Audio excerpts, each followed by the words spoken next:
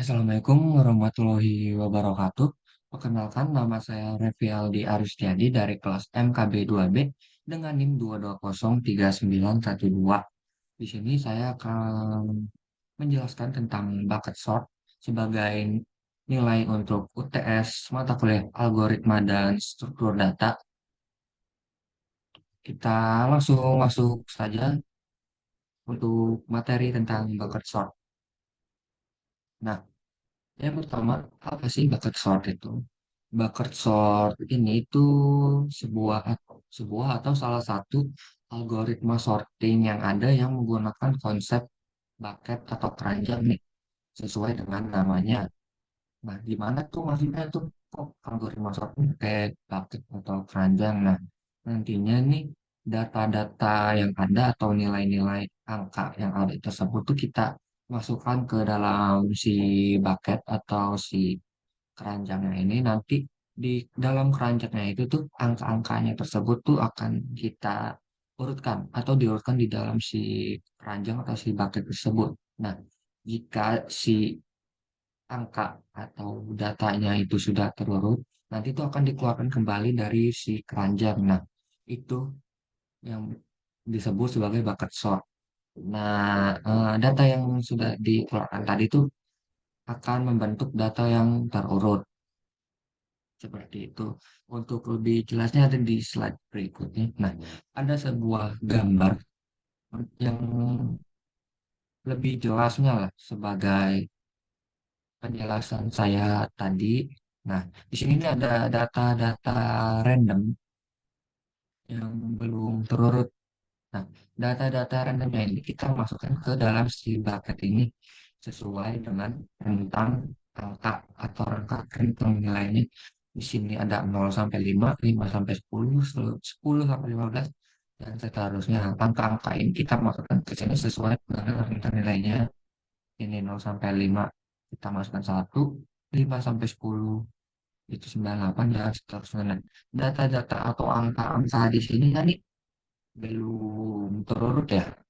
Nah, seperti yang tadi saya jelaskan, kita mengurutkan data-datanya itu di dalam si bucketnya ini. Nah, data ini tuh nanti diurutkan di setiap bucketnya. Ini ada yang cuma satu angka, ini dua angka, ini belum terurut, 9 sama 8. Nah, ini nanti diurutkan, ini juga belum terurut, diurutkan.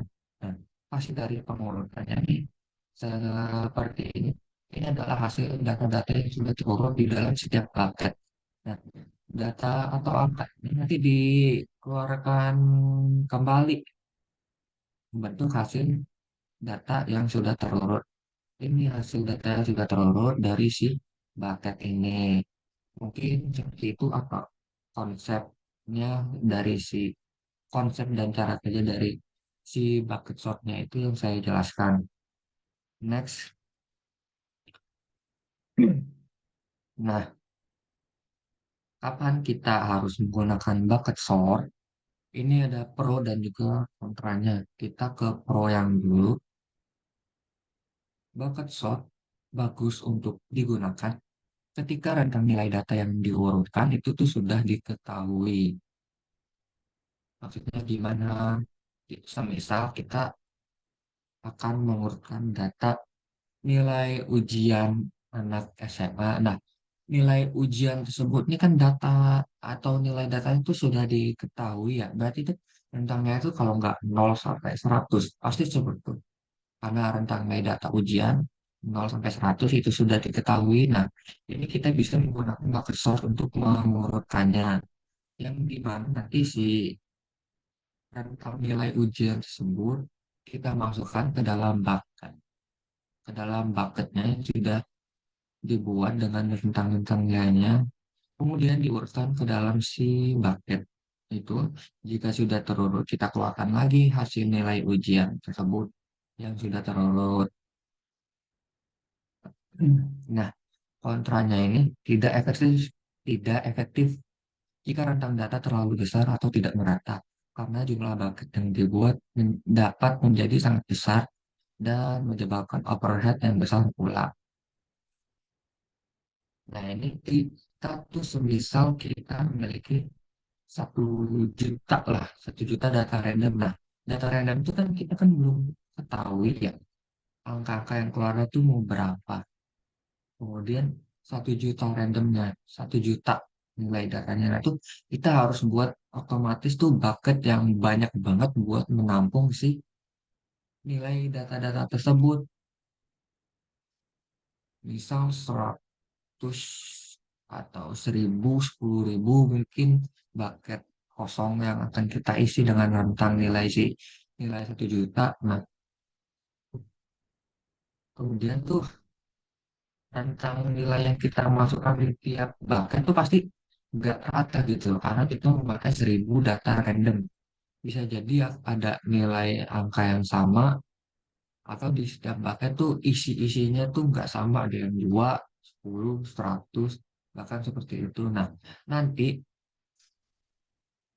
otomatisnya overhead karena waktu untuk menguruskan itu beda-beda atau terlalu banyak isi dari tiap bucketnya.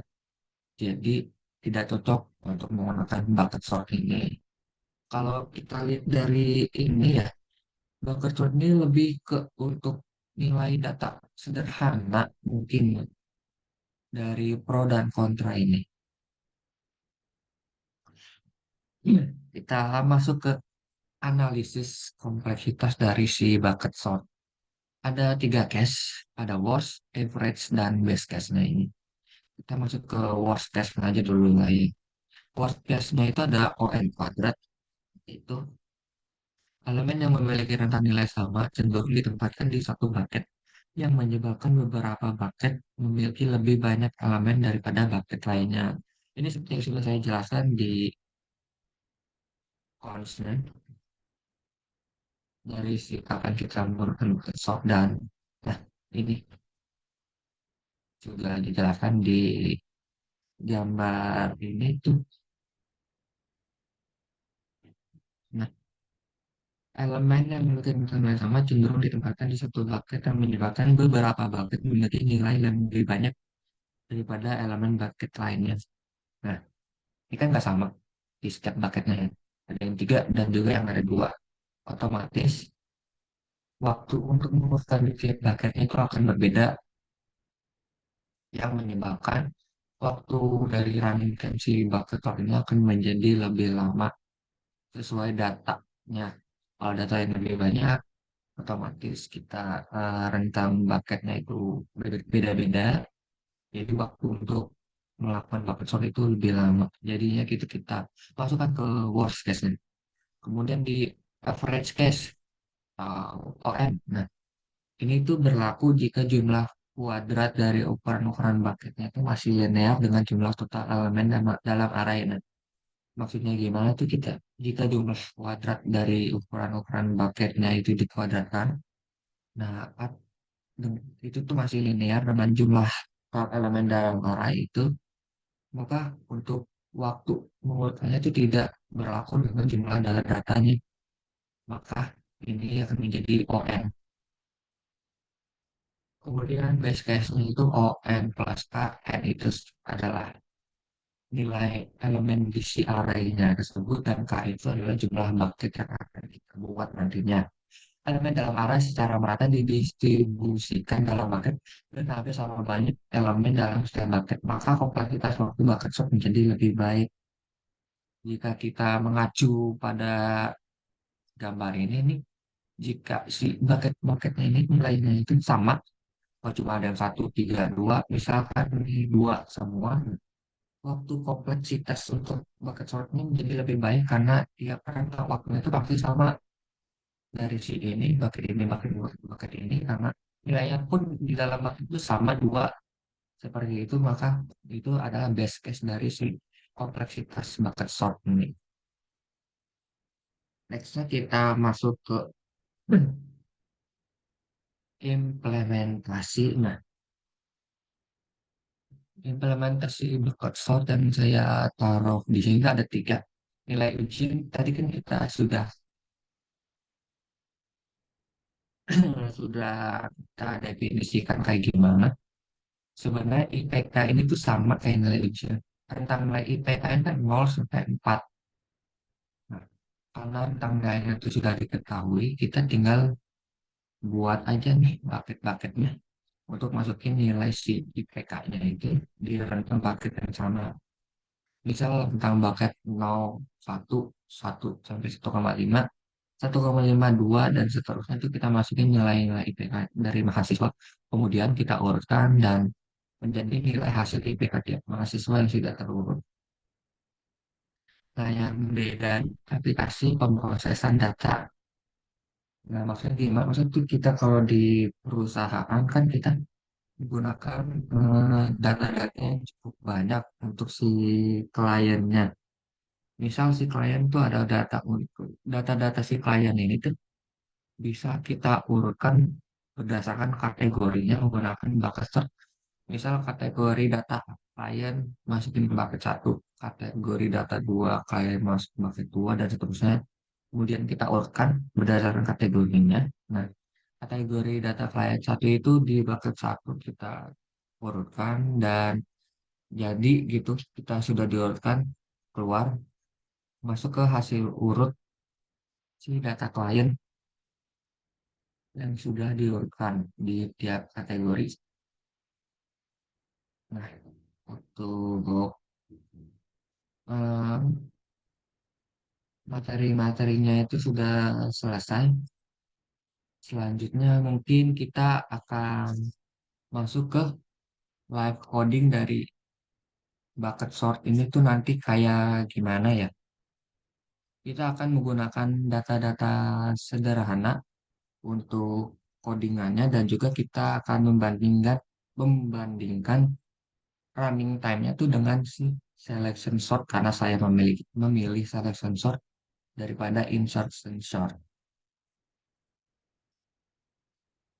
Oke, nah karena kita tadi sudah menjelaskan materi tentang bakat sort, sekarang kita masuk ke live coding tentang bakat sort itu sendiri. Di sini saya akan mendemonstrasikan dengan menggunakan data sederhana. Kemudian kita masukkan 1000 data acak, kita masukkan running time, kemudian kita compare si bakat sort ini dengan selection sort yang akan juga diberi 1000 data. Nah, mana yang lebih cepat bucket sort atau si set sensor. Nah, kita sekarang masuk ke data sederhana. Data sederhananya dulu. Pertama kita definisikan si bucket sortnya ini sendiri yang akan menerima sebuah parameter array.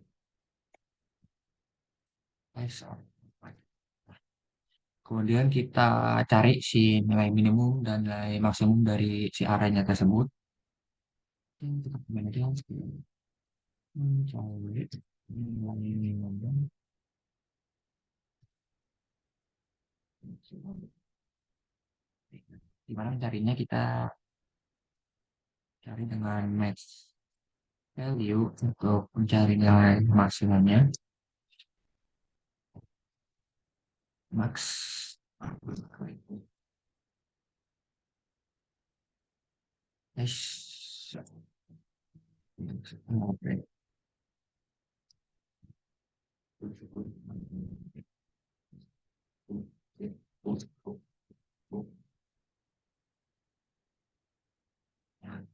Nah, ini sudah mencari nilai minimum dan juga maksimumnya yang ada di array.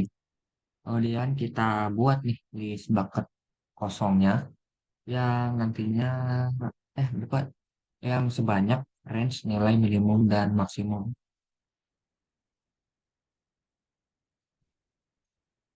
Nah, buat list range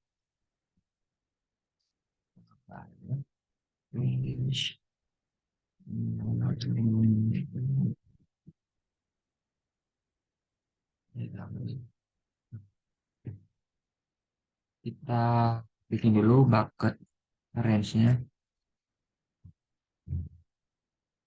Nah, bucket range itu tadi yang sudah saya jelaskan. Itu nanti kita range nilai dari tiap bucketnya itu ada berapa? Misal 05, 5, 10, 10, 15, seperti itu. Ini menggunakan nilai mas value-nya. Kemudian kita kurangi dengan min value. Kemudian kita bagi dengan panjang dari si arraynya. Nah, kita akan mendapatkan nanti range dari bucketnya juga. Kemudian kita buat banyaknya bucket yang kita buat. Nanti kita buat sebanyak panjang dari si arraynya. Nah, kemudian kita buat nih list kosong bucketnya sebanyak bucket bucket yang dibuat. Itu banyak bucket yang dibuat. Nah, kita buat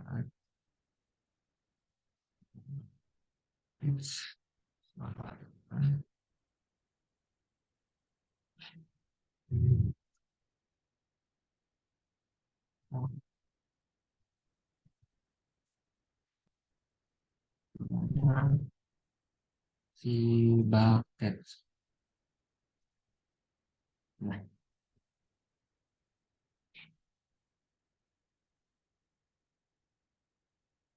jika sudah kita masukkan tiap elemen atau nilai di si array-nya itu ke dalam bucket-bucketnya.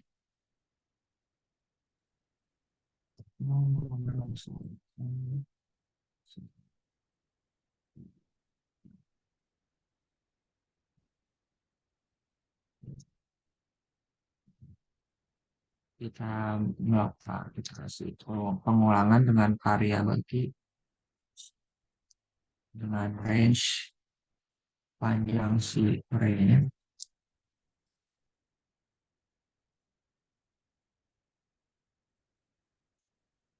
Kemudian membuat indeks bucket.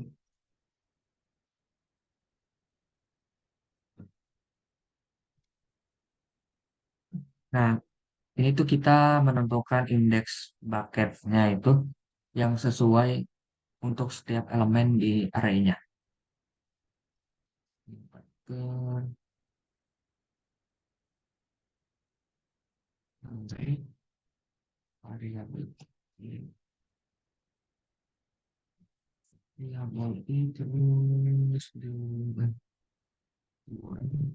minimal minimal value-nya, kemudian kita bagi dengan range di tiap-tiap bucketnya. Nah, nanti kita akan mendapatkan indeks bucket yang sesuai untuk tiap-tiap elemen di array. Kemudian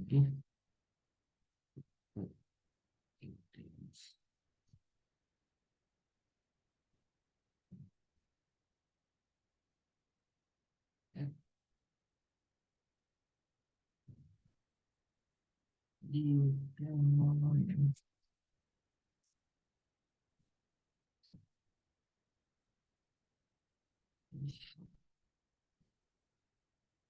Nah, ini tuh untuk memastikan si indeks bucketnya itu nggak lebih dari kebanyakan bucket yang sudah kita buat itu.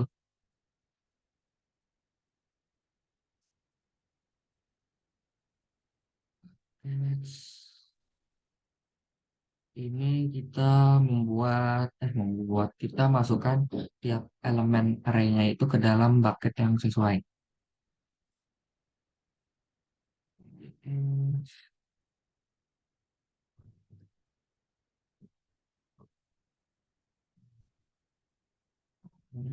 Variabel.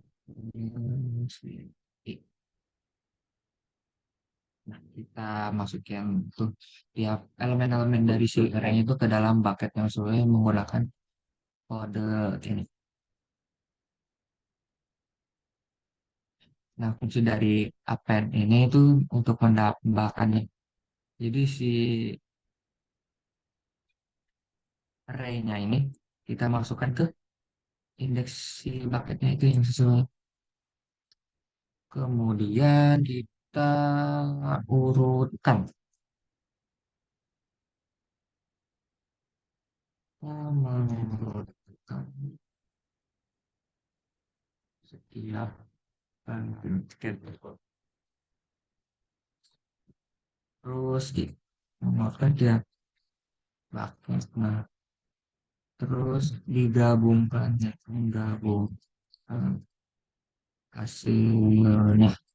Kita buat dulu sorted array-nya dengan array kosong, yang nanti array kosong itu tuh untuk menyimpan hasil pengurutannya. Kemudian kita melakukan iterasi pengulangan variabel dengan range-nya itu panjang dari si bucket, karena kita akan mengurutkan tiap-tiap bucket. Buckets. Nah, terus kita urutkan si bucketnya itu menggunakan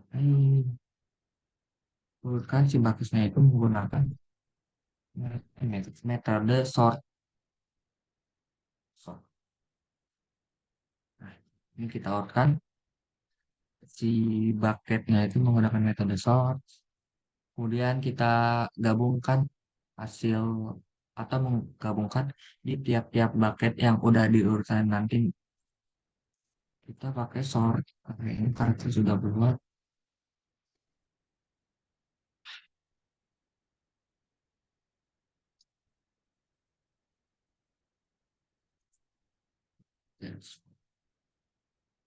Nantinya hasil dari tiap-tiap bucket yang sudah diurutkan ini nanti digabungkan menjadi sorted array. Terus kita akan kembali kan nanti hasil pengurutannya berarti sorted array. Nah, selanjutnya apa? Selanjutnya kita memasukkan data sederhananya atau menambahkan data sederhana. Kita buat array dengan misal 1, 3, 8, 9, 10, 15. Nah, kita juga harus hati-hati nih di Python tuh, spasi itu berpengaruh penting ya. Karena ini kalau array tadi itu kita taruh, aduh, malah dihapus. Kita taruh kayak gini tuh dia nggak bakalan mau dijalankan nih. Abu-abu ini nanti gitu. Arraynya itu nggak dijalankan. Nah, terus kita nge-sort. Kita urutkan si arraynya itu menggunakan bucket sort. Masukin aja ke arraynya ini. Ya, terus kita print di sorter. Nah, arraynya. Kemudian jika di run, ada outputnya. Nah, output yang sesudah di run itu akan menghasilkan data-data terurut. Ini kan array yang belum terurut 1, 3, 8, 9, 80, 15. Ini hasil array yang sudah diurutkan menggunakan bucket sort. Nah, mungkin itu untuk si data sederhananya. Kita hapus saja. Nah, kemudian kita buat untuk nambahin 1.000 data randomnya. Berarti ini tinggal kita ini aja hapus data sederhananya.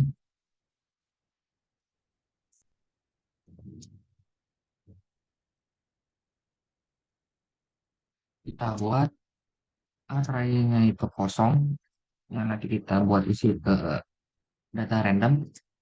Kita buat data randomnya ini sebanyak 1.000.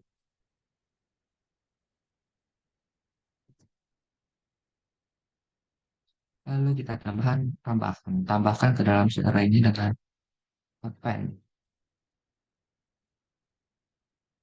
Em, em,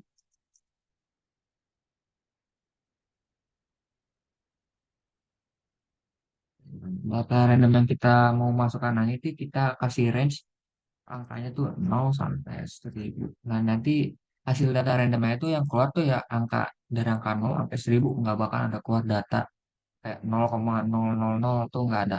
Nah, oh iya, kita harus import dulu modul random. Nah, import modul si randomnya.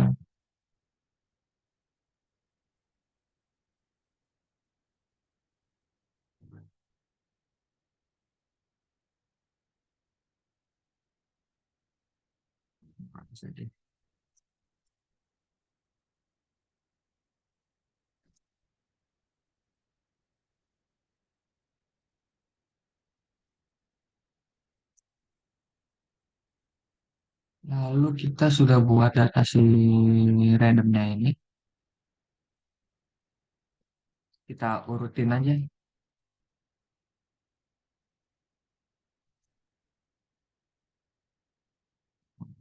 kan.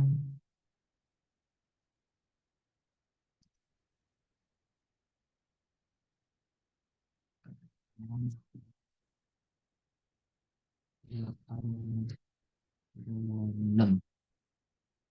Kita sekalian masukkan saja untuk running time-nya biar kita tahu running time itu seberapa lama. Kita masukkan modul time untuk running time. Ini data benar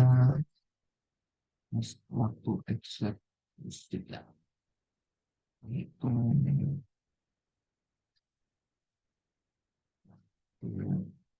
sudah fungsi.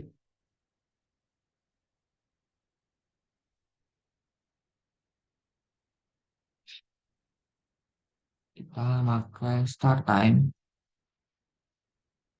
untuk mulai waktu eksekusi, waktu perhitungannya.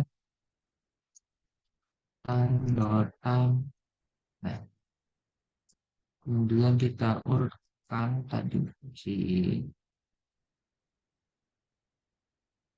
array-nya menggunakan parameter sort. Kita dengan parameter si array-nya. Nah, udah gitu kita tinggal nampilin aja hasil pengurutannya sama waktu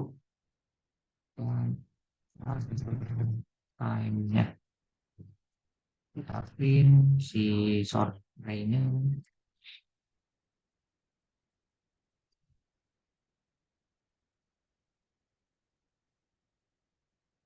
Kemudian kita print juga untuk running time-nya.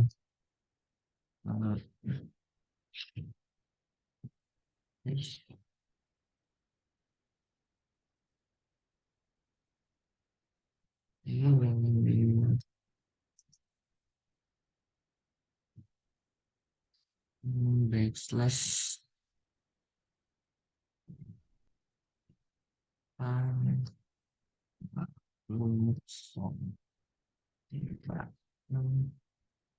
kemudian kita masukkan rumusnya untuk menampilkan waktu eksekusi. Dua ya akan dikurangi dengan lainnya.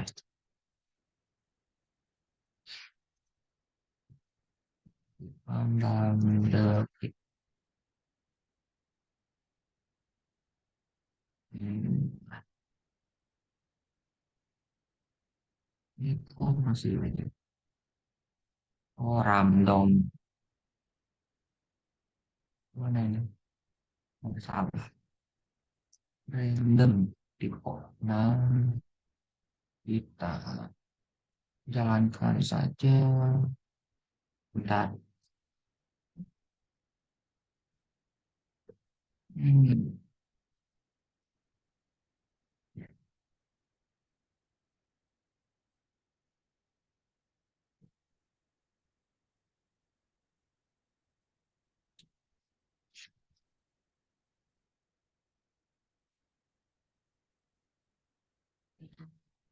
Nah, kurang kan spasinya salah. Nah, ini adalah data-data random yang kita buat sebanyak 1000. Yang ini tuh sudah diurutkan menggunakan bucket sort. Untuk runtime-nya itu 0,003 detik, cukup cepat. Nah, tadi kan kita sudah membuat algoritma data sederhana dengan bucket sort, kemudian kita tambahkan dengan 1000 data random dan juga runtime-nya. Kemudian kita akan compare si bucket sort-nya ini dengan 1000 data random dengan selection sort yang juga akan menggunakan 1000 data random. Kita compare di running time-nya siapa yang lebih cepat. Kita define saja dulu fungsi dari si selection sort-nya yang akan menerima parameter array. Kemudian kita langsung perulangan sebanyak panjang dari si array-nya.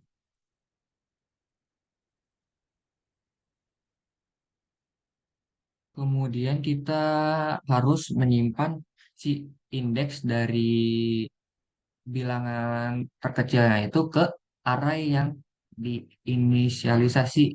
Misal kita mau menginisialisasinya karena kita buat ini, kita buat nanti diinisialisasi dengan si i. Berarti kita akan membuat si minimum index yang akan diinisialisasi ke atau dengan sorry, malas. Terus kita akan perulangan dengan variabel keyword dengan range awalnya itu plus 1 sampai dengan panjang si array-nya. Kemudian kita cek nih apakah si array J ini lebih kecil atau tidak dari minimum indeksnya. Nah, jika iya, maka minimum indeksnya itu diupdate dengan si variabel J seperti ini.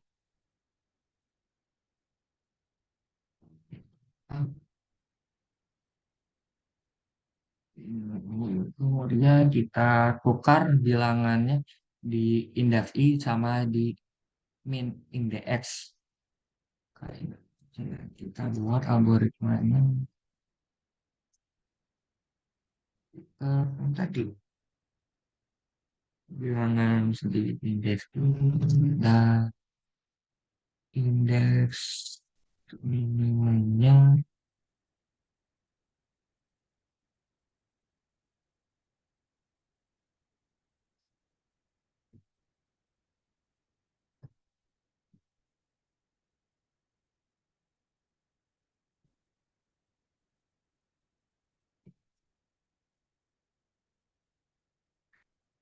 Nah, nantinya itu nanti bilangan terkecil array yang belum diurutin itu akan berada di indeks I-nya ini. Kita balikan aja, kita return si array-nya. Nah, langkah selanjutnya kita tuh nambahin 1000 data randomnya.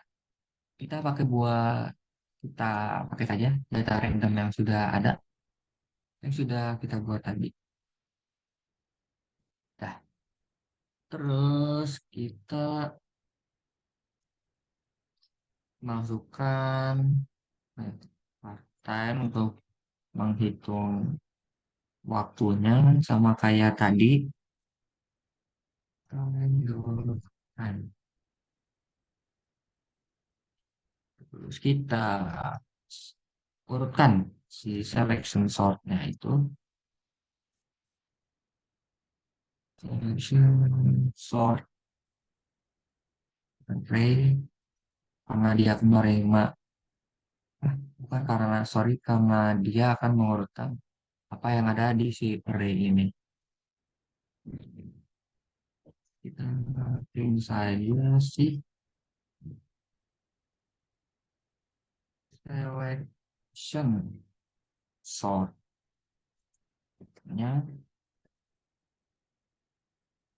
kemudian kita tampilkan waktu hasil eksekusi. Nah, soal sensor, masukkan rumusnya sama kayak tadi, handle time dikurangi dengan start time. Kita buat dengan detik. Nah, ini sudah jadi. Kita sudah mendapatkan sensor, kita sudah mendapatkan 1000 data randomnya juga.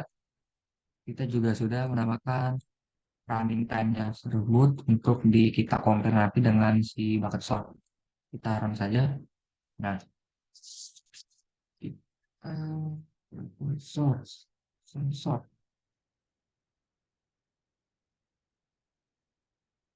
Wih, apakah ini sensor?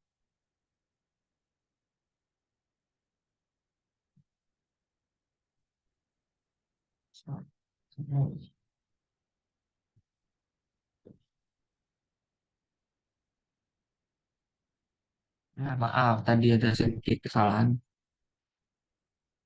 di bagian sininya. Saya tadi memakai ini. Seharusnya yang kita panggil itu si sorted array-nya yang sudah diurutkan. Nah, ini adalah 1000 data random dari si bucket sort. Running time itu sebanyak 0,004 detik. Dan ini adalah hasil dari 1000 data random yang sudah diurutkan dengan menggunakan selection sort yang memakan hasil running time sebanyak 0,02 detik, yang dimana bucket sort ini lebih cepat 0,0 detik dari si selection sort.